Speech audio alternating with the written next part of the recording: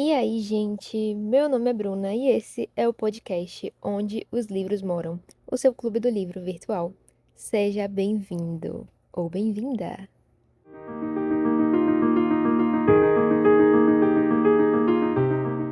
No episódio de hoje, nós vamos falar um pouco sobre A Corte de Asas e Ruína. A Corte não, né? Corte de Asas e Ruína, que é o terceiro livro da série ACOTAR. Pessoal, terminei esse livro já tem alguns dias. Admito que demorei um pouco para gravar esse podcast. E não queria, porque a minha ideia mesmo é gravar assim que eu terminar o livro, para as informações estarem bem fresquinhas na minha mente. Mas, devido à rotina, às circunstâncias, acabei demorando, me alongando para poder gravar esse áudio, esse podcast, né? Mas vamos lá, vamos falar um pouquinho sobre como é que esse livro me marcou, o que é que mais me chamou atenção, quais foram as coisas que eu mais gostei, as que eu menos gostei, enfim. Vamos conversar um pouco sobre ele, tá bom? Gente, na verdade, eu fiquei devendo pra vocês um podcast sobre Corte de Névoa e Fúria, que é o melhor livro dessa saga. Então, vamos deixar isso para ser o terceiro podcast? O terceiro episódio dessa série? Porque, sinceramente, eu preciso de um tempo para relembrar os pontos-chave e, de fato, me aprofundar nesse livro, porque ele merece esse aprofundamento. Mas talvez seja um aprofundamento mais no casal do Rhysand com a Fairy do que, de fato, um aprofundamento na história de forma geral. Porque, sinceramente, como fã da saga, eu achei que o livro 3 tem muito mais conteúdo do que o livro 2. Não porque o livro 2 seja vazio ou muito superficial, mas porque, de fato, eu encontrei no livro 3 um enredo muito mais longo, muito mais demorado. E já no livro 2 eu acho que a história fluiu mais porque a gente teve um foco muito maior na história do casal, né? No desenvolvimento do Rhysand com a Fairy. Perceberam que esse podcast eu já comecei direto dando spoiler, né? Então, não tivemos uma introdução falando sobre a sinopse, porque o nosso primeiro podcast já falou um pouco sobre a sinopse dessa história, né? Então, eu acredito que quem tá escutando na série, na ordem, já teve ali no primeiro episódio, né, a nossa sinopse. E quem começou por esse episódio aqui já tá vindo diretamente para poder ouvir um pouco sobre o livro. Então, vamos lá. Corte de Asas e Ruína é um livro que foca muito na guerra que tá acontecendo ali no Reino Férico, né? Então a gente vê que tem todo um desenvolvimento dessa história, dessa guerra, né? A gente vê que tá tendo ali a questão do rei de Berne, que quer atacar o mundo humano, que quer fazer com que os féricos sejam supremacia, e não somente os féricos, como os grão-féricos, né? Grãos féricos? Grão-féricos, né? Que fala? Enfim. Ele tá querendo que os grão-féricos sejam a supremacia, né? E então ele não tá ligando nem mesmo para o que chamam de féricos inferiores, que pelo que eu entendi seriam os féricos que são apenas féricos, né? Como se fossem os seres humanos, só que são féricos. Não tem grandes poderes nem nada disso. Só que a motivação dele tá toda errada, né? A gente vê que durante a história vai se desenvolvendo isso, né? O fato de que a motivação dele não é a correta, de que não é certo o que ele tá fazendo, enfim, toda a jornada do vilão, né, da história, que a gente vai vendo ao decorrer do livro. Inclusive, eu descobri que a gente nunca descobre, de fato, o nome do rei de Berne. Ele sempre vai ser o rei de Berne. Mas, enfim. O que eu gostei muito sobre esse livro, gente, é que, de fato, ele desenvolve muito a história. Então, eu tava muito acostumada, falei isso no primeiro podcast, acostumada com livros menores, mais curtos, que têm um desenvolvimento, mas que, de certa forma, não aprofunda tanto assim nas interações dos personagens, em tudo o que acontece, assim, de forma completa. Não que precise, a gente continua gostando dos livros, eles continuam trazendo pra gente experiências boas e as informações que a gente precisa para poder entender a história. Mas, admito que gostei muito do fato de que esses livros maiores, eles trazem um maior desenvolvimento desses momentos. Então, eu senti como se todos os momentos que tiveram ali, as interações entre Rhysand e a Fairy, entre o, o círculo íntimo, né, ali, a Mor, a Miren, o Azriel e o Cassian, como se todas essas interações, elas estivessem sendo mostradas pra gente, estivessem sendo explicadas pra gente, para que a gente pudesse, de fato, criar um vínculo com esses personagens, assim como eles têm um vínculo uns com os outros. Eles colocaram a gente dentro desse círculo íntimo, né? De fato, fizeram a gente conhecê-los e amá-los, né? Como eles são e diante de toda essa interação, enfim. Isso é muito legal. Extraordinário, sinceramente. Extraordinário. O livro ele começa com a Fairy lá na corte primaveril e ela meio que vai plantar algumas sementes de discórdia na corte primaveril para que ela meio que seja entregue à ruína, né? E que o Tamlin mesmo seja entregue à ruína, porque no final do livro 2 a gente vê que o Tamlin ele agiu de forma contrária com a Fairy, né? Ele tava querendo tomar a Fairy de volta do Rhysand, e aí ele, enfim, entrega as irmãs da Fairy para o rei de Berne, né? Pra ali a sacerdotisa, né? Como é o nome dela? Iante, né? Pra Iante, enfim. Então ele age de uma forma muito egoísta, injusta e maléfica, né? Pegando as irmãs da Fairy ali, porque ele acha que a Fairy é dele, né? Que ela é propriedade dele. A gente sabe que não é o caso. Principalmente uma vez que a gente viu no segundo livro que a Fairy, ela é parceira do Rhysand. Então, olhando de certa forma, ela seria muito mais propriedade do Rhysand do que do Tamlin. Mas a gente sabe que não é uma questão de propriedade. Inclusive, uma coisa que o Rhysand reforça constantemente é justamente isso, de que ela não é propriedade dele. Ela é totalmente independente para fazer o que ela quiser, para poder seguir o rumo que ela quiser. E isso é sensacional, né? A gente vê esse ponto de vista, essa postura do Rhysand diante da Fairy. Então é algo que faz de fato a gente se apaixonar muito mais por ele também. Mas ela tá ali na corte primaveril, nesse primeiro capítulo, né, no início do livro. E a gente vai vendo as interações com a gente vai vendo como ela tá fingindo de fato que ainda existe algo ali entre ela e o Tamlin. E como também o Lucian, ele vai suspeitando de que existe algo errado, né, de que alguma coisa não tá certa. Até o momento que de fato existe ali uma discórdia interna e que ela consegue fugir com o Lucian, ser resgatada pelo Azriel e pelo Cassian e voltar pra a corte noturna. Inclusive, essa é uma das cenas mais bonitas que eu vi nesse livro. Por mais que tenha sido muito no começo do livro, é muito bonita, muito bonita. O retorno dela, né? Muito bonito o retorno dela.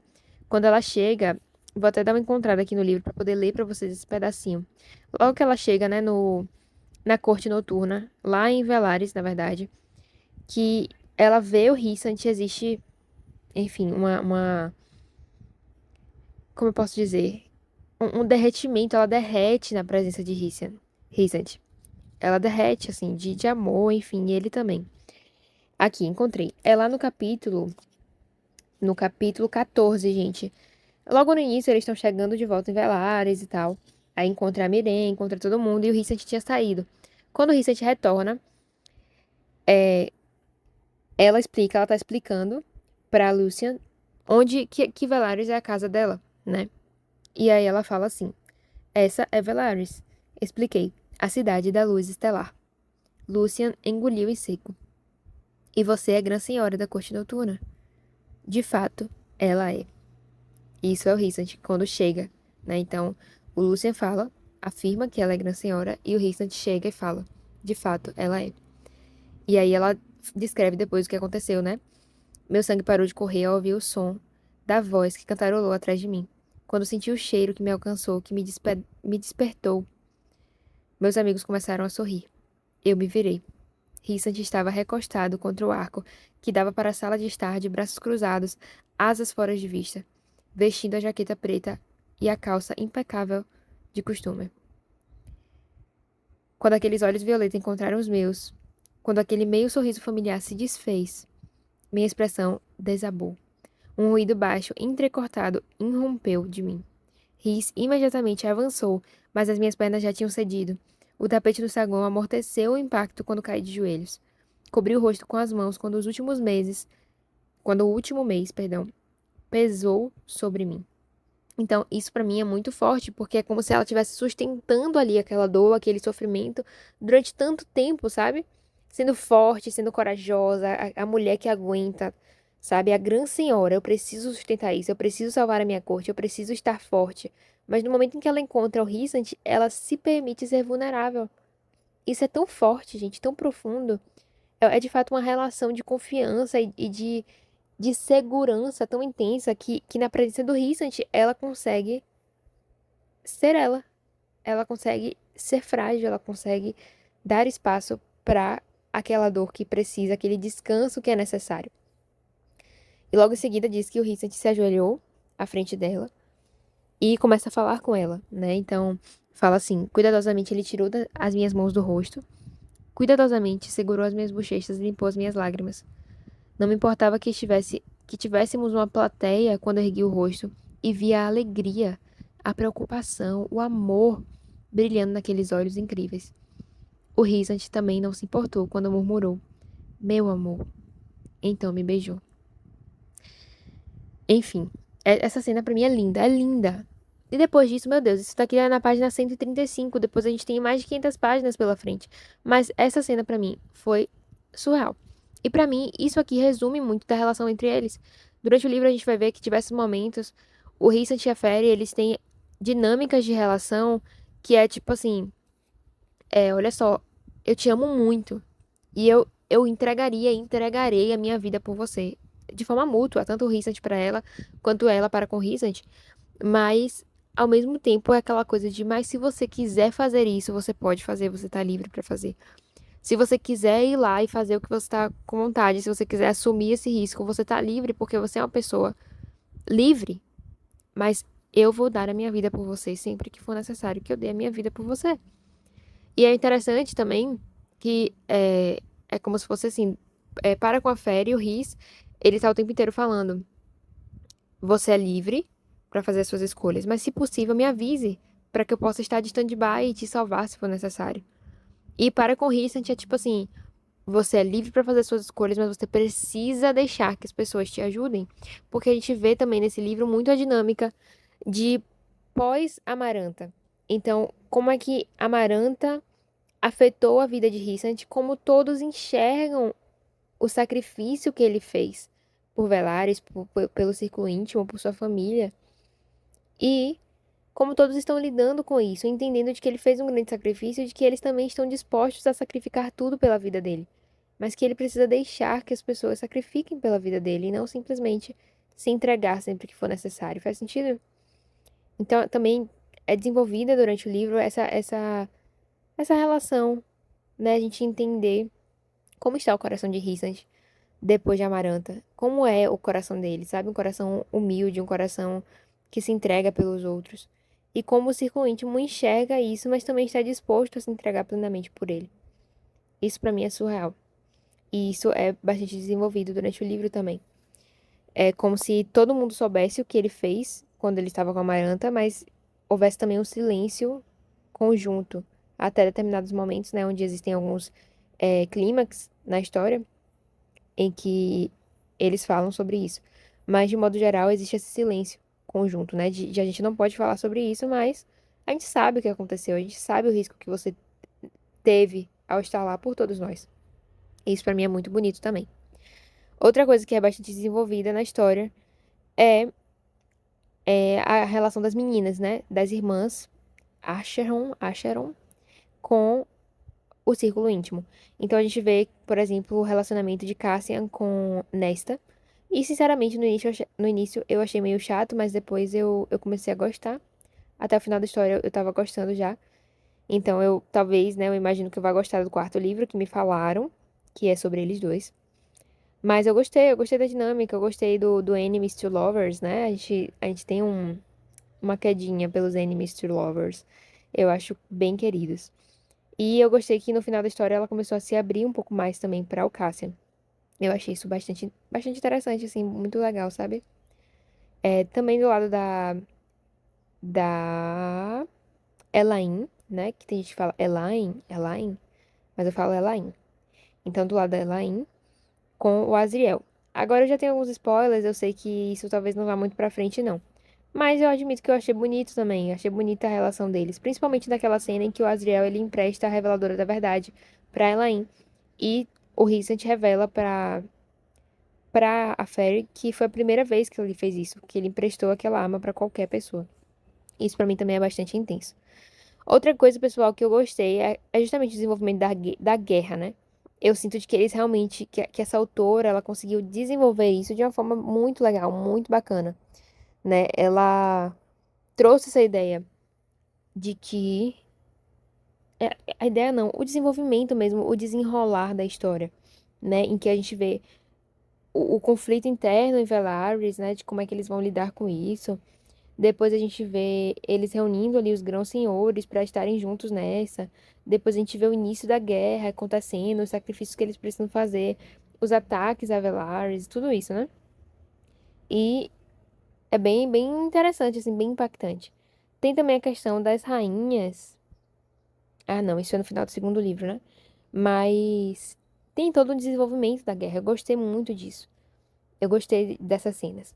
Agora, um parêntese que eu gostaria de fazer é da reunião dos grãos-senhores. Incrível essa reunião, eu achei espetacular.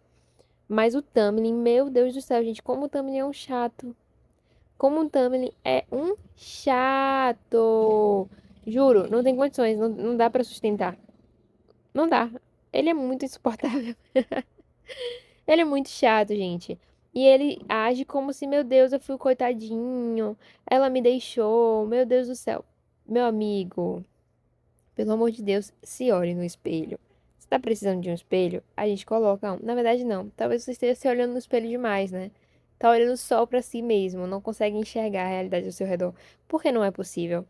O cara é um saco. Eu já tava assim, ó, lendo a reunião dos grãos senhores e pensando: quem é que vai matar o Tamlin, hein? Que horas que o Tamlin morre? Mas muito chato.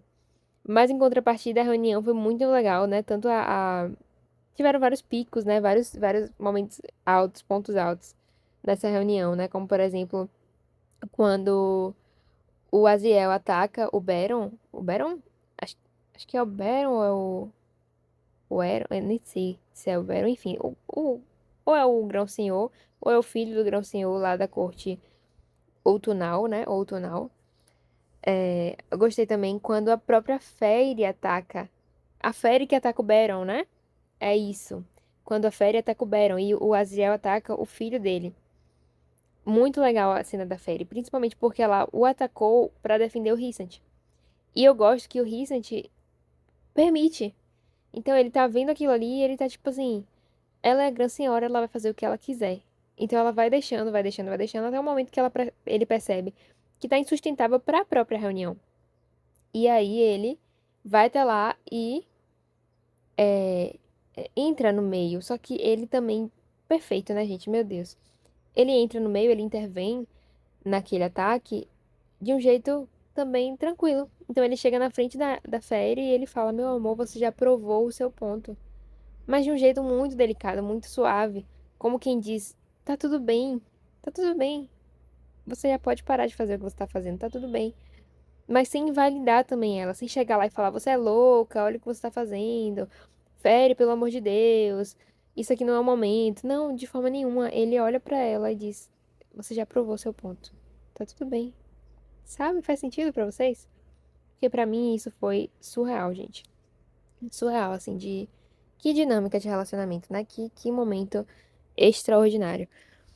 O que mais que eu posso comentar sobre esse livro? Vamos ver, vamos ver. Ai, gente, são tantos momentos, sabe? Sinceramente, o livro é sensacional. Essa autora, ela é maravilhosa, né? Todas as cenas, os momentos, os personagens, a dinâmica do casal, a dinâmica da própria guerra, né? Como a guerra ela vai acontecendo. Agora eu admito que foi um livro que eu demorei um pouco mais de terminar, né? Eu li o segundo livro tipo em 2 semanas e esse aqui eu demorei quase o mês inteiro. Por quê? Porque eu sou um pouco enrolada, admito, mas também porque eu senti que é um pouco mais denso em relação à guerra. São muitos detalhes, são muitas coisas que estão acontecendo ao mesmo tempo, né? Muitas descrições sobre o que está acontecendo, sobre a guerra, sobre as batalhas. Então isso acaba pesando um pouco. Pelo menos pra mim, pesou um pouco e eu demorei um pouco mais de ler. Mas assim, eu gostei muito. Gostei muito, muito mesmo. Eu gostei de como a guerra terminou também no final, né? Gente, aquela cena com a Miren, surreal. Surreal. Quando a Miren, entre aspas, trai a Feyre, né? Coloca ela no caldeirão, com a mão no caldeirão e não, enfim, não dá feitiço nenhum. Gente, aquilo ali eu fiquei em choque. Em choque, porque a Feyre fala, né? A Miren me traiu.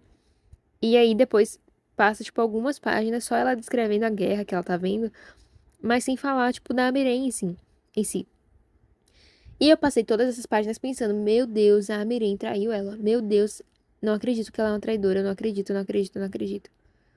Ainda bem que eu não acreditei, porque no final a gente vê que de fato ela não era, né? Que ela fez aquilo pra poder depois ela se sacrificar pra poder salvar todo mundo, né? Mas, de cara, foi um plot pra mim. Tipo, meu Deus. Mas foi muito bom, muito bem desenvolvida. Meu Deus, que autora surreal. Outro momento também, antes disso da Miren, qual é, meu Deus, que eu ia comentar? Na guerra. Esqueci, gente, esqueci qual era o momento antes da Miren. Mas a guerra em si, ela é surreal, assim, muito bem desenvolvida mesmo. Muito bem colocada, eu diria, sabe? Tem o momento da morte do Rhysand, né, que a gente não pode deixar de falar. Que eu admito que eu também tinha um pequeno spoiler sobre isso, mas ainda assim foi muito impactante ler essa cena, sabe? E eu já tinha visto, inclusive, gente, um áudio no, no TikTok. Se você não viu esse áudio, vai lá, dá uma procurada. Que tem um áudio que é como se fosse a Fairy gritando, sabe? Pelo Rhysand. É em inglês, mas ela tá gritando, né? Por favor, não, por favor, não, por favor, acorde, volte, volte, sabe? Rhysand, Rhysand, e chorando. Enfim, surreal, surreal, né? Só pra poder colocar a gente ainda mais envolvido na história.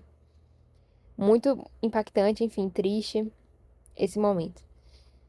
Outro momento do Suriel, era esse o momento que eu ia falar. Gente, a cena do Suriel, por favor, né? Maravilhosa a cena do Suriel, gente. Quando ela vai atrás dele e a gente percebe que foi criado um vínculo entre eles dois, né? De ela buscá-lo e ele ajudar ela. E no final a gente vê que ele fala que ele estava ajudando ela porque ela também queria um mundo melhor, assim como ele. Isso é muito bonito, eu gostei muito disso, gente, de verdade. Porque foi um vínculo de fato ali criado entre os dois. E o Suriel, que no início, lá no primeiro livro, a gente tinha como um monstro, enfim. Ele é humanizado, né? Traz pra ele a ideia de que ele tem também características boas, de que ele é um ser bom, né? Naquele contexto. Então, achei surreal, achei muito bacana mesmo. Gostei também do fato de que enquanto a gente vê ela ali tramando pra conseguir Brichares, né? Brichares e o entalhador de ossos, o Rissant também estava indo atrás da. Como é o nome dela? Da mulher lá da casa, gente. Ai, meu Deus, eu esqueci o nome dela. Da. Ai, é isso. Vocês sabem de quem eu tô falando, entendeu? Me esqueci totalmente. Mas da mulher que fica. Eu vou ter que olhar no livro. Tecelã, da Tecelã, gente. Quando ele tá indo atrás da Tecelã pra poder ajudar eles também na guerra. Então, tipo assim, os dois pensando muito igual e fazendo sacrifícios que fossem necessários pra isso. Então, muito legal isso também. Acaba que no final das contas, Iberne mata, né, tanto o entalhador quanto a Tecelã e a Brichares ela foge. Mas, de qualquer modo, achei muito legal também essa dinâmica. E são tantos outros momentos, gente, que se eu for ficar falando aqui nesse podcast, eu vou falar pra vocês tudo do livro, entendeu? Porque de fato esse livro é muito bom. Eu amei, inclusive, o início do livro, que é uma carta do Rhysand antes da muralha, falando, né, sobre ele estar procurando Cassian e Azriel ali no meio da guerra e enfim. Gente, eu sou uma pessoa muito intensa. Eu sou uma pessoa que gosta muito de detalhes. Então, quando eu vejo um livro que consegue detalhar os sentimentos das pessoas, sabe? A intensidade de cada um de forma muito perfeita, de forma que você consegue se identificar de certa forma ali com o personagem, enfim. Pra mim, isso é muito importante. Isso faz toda a diferença em um livro. Então, essa saga inteira, até onde eu tô lendo, mas eu acredito que os próximos também, ela entrega muito bem isso, sabe? Entrega muito esse desenvolvimento de personagem de um jeito que faz com que a gente se encante e se aproxime mais da história. Isso pra mim é surreal. É, enfim, é um dos pontos altos desses livros, de verdade. Existem muitos outros momentos do livro que eu poderia comentar com vocês. Existem muitas outras frases que me marcaram. Meu livro fica colorido de tanto que eu marco. Mas não posso me prolongar muito, porque se você já leu o livro, você sabe de todos esses momentos. E a minha ideia aqui é comentar apenas o que eu mais achei intenso e marcante. E se você não leu ainda e mesmo assim escutou esse podcast todo, cheio de spoilers, então te digo que vale a pena ler e ver tantos outros momentos que deixaram com que esse livro fosse de fato extraordinário. Admito que, como a maioria dos leitores, o segundo livro ainda é o meu favorito. Mas o terceiro não perde muito atrás, não. Ele, de fato, surpreende e entrega muito, viu? Entrega tudo que promete. De verdade mesmo. Vou ainda gravar um podcast no futuro sobre o segundo livro. Não vou deixar ele esquecido, não, eu prometo. Talvez não agora. Agora eu tô lendo um outro livro que em breve farei um áudio pra vocês também. Mas vou gravar porque tem muitas cenas também. Talvez seja até um podcast mais sobre momentos específicos do livro, para que a gente possa ressaltar, né, essas cenas maravilhosas do livro Corte de Névoa e Fúria. E é isso, né? Agora vamos lá pro nosso momento reflexão. Gente, quando a gente tenta aplicar um livro à nossa vida pessoal, existem muitas coisas que são aplicáveis a momentos específicos que a gente está vivendo e muitas coisas que são aplicáveis como algo mais metafórico, eu diria assim. Esse livro, para mim, ele traz muito um entendimento de entrega, de família, de renúncia, de você ter um coração realmente apaixonado por algo a ponto de que vale a sua própria vida e tudo bem, sabe? Tudo bem entregar a sua vida por isso. Para mim, esse livro também traz muito a ideia de que é importante que a gente tenha um lugar seguro. É importante que a gente tenha um esconderijo, um abrigo, onde a gente pode ser quem nós somos. E sem barreiras, sabe? A gente vê como o fardo às vezes pode ser muito pesado quando você é um grão-senhor, que não tem um círculo íntimo, que vive ali apenas pela aparência, pela imagem. Ou o fardo é muito pesado, ou você se torna alguém amargo, né? Ou no caso deles, no caso. ou eles se tornam amargos. Mas isso também se aplica a gente, né? Quando a gente não tem uma família, um círculo íntimo, pessoas ali perto da gente para poder estarmos vulneráveis, a gente pode muitas vezes permitir que o nosso coração se amargue, né? Que o nosso coração se endureça. Então, para mim, foi muito sobre isso também esse livro, sabe? Sobre o fato de que a gente precisa ter um entendimento do que é família. Não família necessariamente de sangue, mas família de irmãos, de estar com pessoas que a gente pode se abrir, que a gente pode partilhar ali de algo juntos e o nosso coração está exposto e vulnerável naquele lugar. Não é sobre você falar tudo que você pensa, você mostrar tudo que você é, mas sobre ter pessoas em quem você confia plenamente. Isso é muito importante. Outra coisa também é sobre você estar com alguém, romanticamente falando agora, que consegue te dar toda a liberdade para ser quem você é, mas ainda assim te diz que vai estar do seu lado para te proteger do que você precisar. Então, sendo uma mulher, para mim isso é muito importante ali na história, né? O fato de que Rhysand olha para Feyre e fala: eu sei que você é capaz, eu sei que você é forte e você pode fazer o que você quiser fazer, mas entenda de que eu vou estar aqui sempre ao seu lado, te protegendo do que você precisar ser protegida, te ajudando a lutar as batalhas que você precisar que eu lute ao seu lado. E isso pra mim é surreal, porque não desvaloriza em momento nenhum a força da Feyre, a capacidade dela, mas entrega a ela um parceiro. Alguém que vai estar com ela em qualquer circunstância. Tem um momento específico em que ela vai atrás, é quando ela vai atrás do Suriel. E quando ela volta, o Rhysand fala a ela, tá muito preocupado porque não sabe onde ela tá, ninguém sabe pra onde ela foi, não sabe se ela tá em segurança ou não. E aí ele fala pra ela que tá tudo bem ela ter ido, mas que se ela pudesse ter avisado a ele, teria sido muito melhor. E aí ela fala, mas eu estava muito ocupado, e ele diz, eu teria deixado tudo pra trás pra poder ir com você. Aí ao mesmo tempo ela fala, né, que enfim, não seria adequado e tal. Mas ele ainda assim reforça, né? Mas por favor, mesmo que eu não fosse com você, deixe um bilhete da próxima vez, pra que eu pelo menos saiba que você está em segurança, né? Então, isso pra mim, meu Deus, é o auge, assim, sabe? É surreal de uma relação, conseguir estabelecer essa dinâmica. Muito importante mesmo. E eu acho que a gente precisa ter o nosso coração nesse lugar. Tanto de sermos essas pessoas, quanto de buscarmos por pessoas que são assim, sabe? Por um parceiro que será assim com a gente. Acredito que esse é um ponto que me marcou bastante também nesse livro.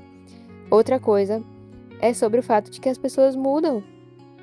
Então a gente vê o Tamlin, que no primeiro livro, meu Deus, era incrível. E eu já vi gente falando também que o Tamlin não mudou, mas que a gente só conseguiu ver de fato a verdadeira face dele. Eu acredito também nisso, sabe? Eu acho que as pessoas mudam, mas que também, no caso do Tamlin, tinha coisas que já estavam dentro dele, que a gente só foi vendo mais como é que aquilo estava sendo estabelecido, né? Como é que aquilo refletia de fato na realidade deles. Mas Eu acredito que isso também me impactou no sentido de, às vezes, a gente acha que as pessoas são de uma forma e elas são de outra.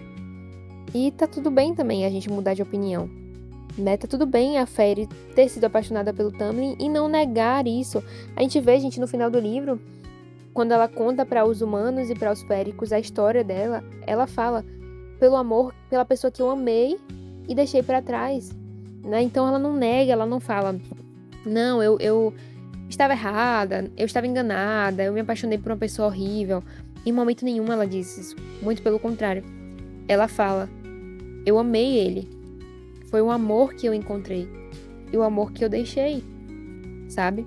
E isso pra mim é muito importante, porque às vezes a gente tem a tendência de sermos magoadas ou magoados, né, por alguém e começar a endemonizar aquela pessoa, sabe? Tipo, meu Deus, a pessoa é horrível, é a pior pessoa do mundo, enfim.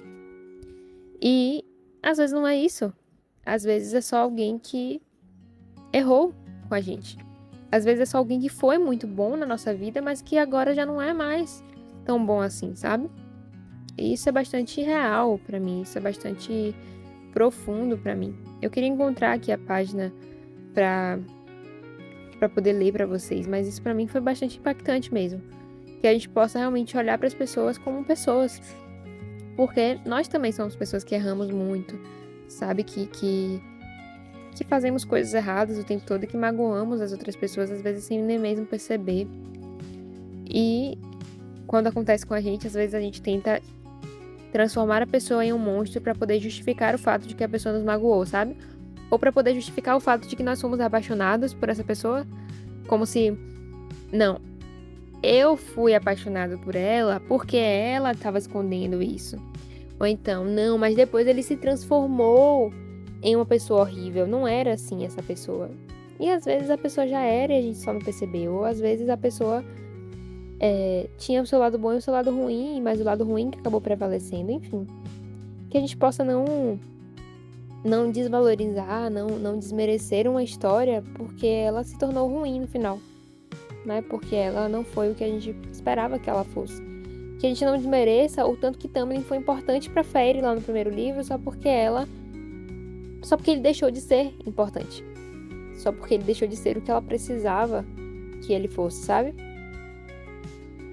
E também que a gente não deixe, mesmo assim, de reconhecer o quanto a pessoa foi ruim, né? Não é um 8 ou 80, ou a pessoa é muito boa, ou a pessoa é muito ruim. Não, mas entender o que a pessoa fez de bom, mas entender também que a pessoa fez de ruim e que nesse momento não é mais aquilo que o personagem ou que a gente precisa, sabe? Não sei se faz sentido pra vocês, espero que faça.